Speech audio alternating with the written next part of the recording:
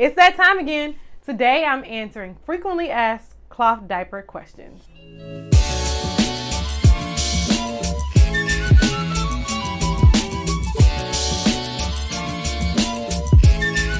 Hey, I'm Jamie, the creator of clothcuties.com, a site designed to encourage you to cloth diaper your baby. From an infant through the toddler years, I've got the tips and tricks you need to simplify your cloth diapering experience.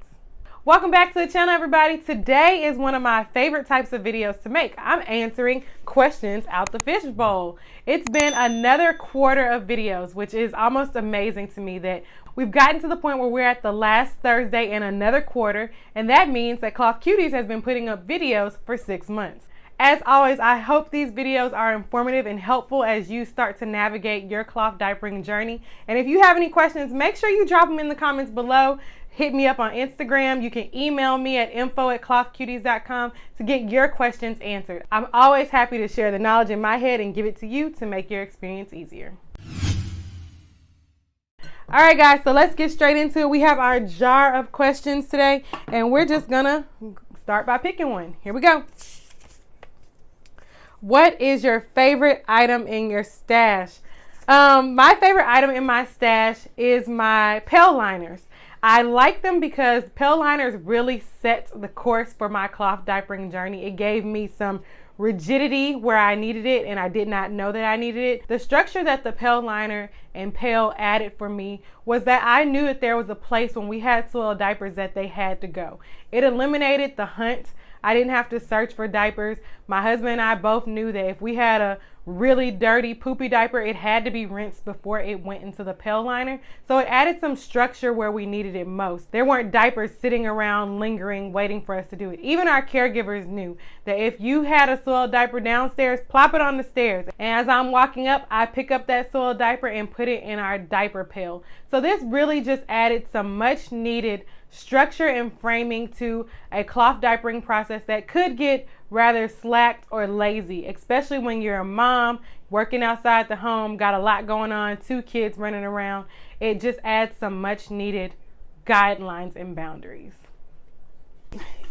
All right, our next question is,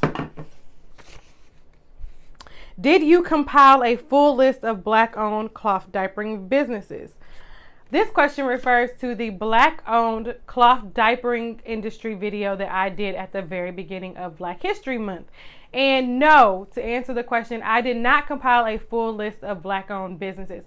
Now, those were the Black-owned businesses that I knew at the time. I didn't single out or exclude any on purpose. However, since filming that video, I have found about 7 more Black-owned cloth diaper businesses that should be recognized and noted in that video. I'll have to find some way in the future to bring it all up to speed and tie it all together. Still, that video is a wonderful place to start if you want to support a Black-owned cloth diapering business.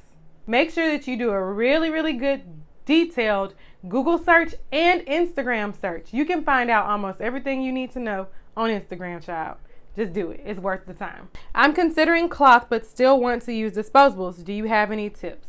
Yes. So I recently told you all my big fat cloth diapering secret is that I used a combination of disposables and cloth diapers with my daughter. My son was fully cloth diapered until he got to the potty training phase and we started adding in disposable pull-ups. However, my daughter used a combination of disposable pull-ups and cloth diapers for a good chunk of her life in cloth. So you have to make cloth diapering work for you. There is no right or wrong way to do it. Don't let anyone pressure you into feeling like you have to be 100% full out cloth diapering mama, because that's simply not true. What we're trying to do is take the benefits of cloth diapering and incorporate them into our lives in a way that makes sense and is practical. With that, don't feel pressured to take on this full time. Make it work for you and your family. Next question.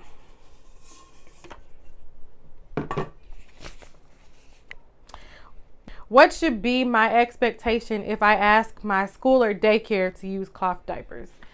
All right, your expectation if you are asking your daycare, a caregiver, or anyone to use cloth diapers, your expectation is that they use them.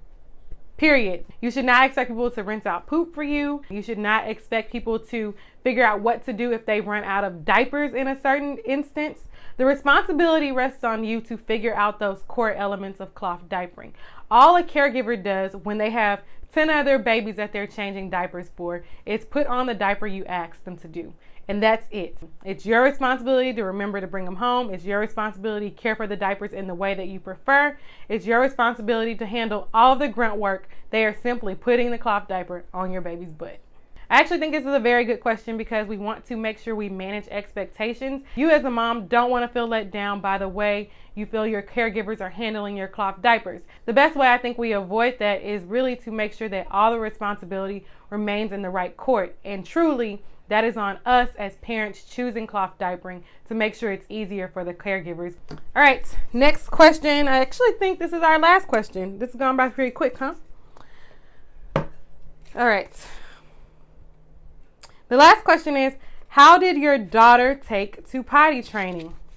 Okay, so my daughter took to potty training pretty well. My daughter turned 2 in September 2020. I did not have the school to rely on for potty learning as I did for my son, so I had to take that stress on. But I am so thankful for my son because he really laid out the roadmap for how she should go to the potty. He made it exciting for her. She followed him into the restroom every time he went to the restroom.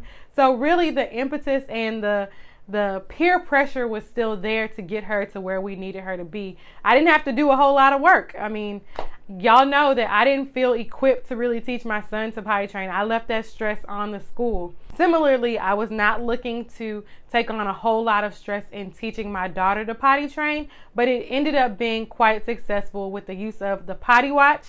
That was our best friend. Our whole family pretty much started wearing watches at that point in time to support her, and it worked out really, really well. As we're going along this potty training journey, the one thing that I'm really starting to see that matters is that I have to ask her at nighttime, right before we put her in bed, do you have to go to the potty? Because she is a nighttime drinker. She routinely asks for it. So if we want to avoid any accidents, we definitely have to make sure that we implement that step.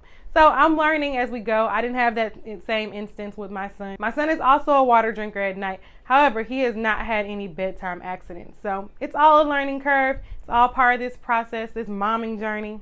You know, it's par for the course. At this point in time, I will confidently say she is fully potty trained to the point where she is very vocal and capable of telling us all on her own when she has the potty. There's no more, hey sister, do you need to run to the potty? Come on, let's go try to go to the potty. There's no more of that. She's really able to advocate for her own needs and knows what it feels like when it's time to go. So we're in a good spot. All right, guys, those are all the questions that we have time for today. If you have any questions for me about cloth diapering, potty training, anything that I post a video on, feel free to drop a comment in the video. Feel free to ask questions in the video. I do come back around periodically, and some of the things that are topics that get expounded on in the comments, I try to answer those things and make sure that there's a robust conversation where you guys need it. So please feel free to ask questions for the next video. You never know, I might answer your question. If you have enjoyed this video, make sure you hit that subscribe button. I really would appreciate it. Subscribe to our channel so you never miss another video and you always know what's going on in the Cloth Cuties world. And if you need more info, head over to our blog at clothcuties.com for more insight to help you simplify your cloth diapering experience. Bye, guys.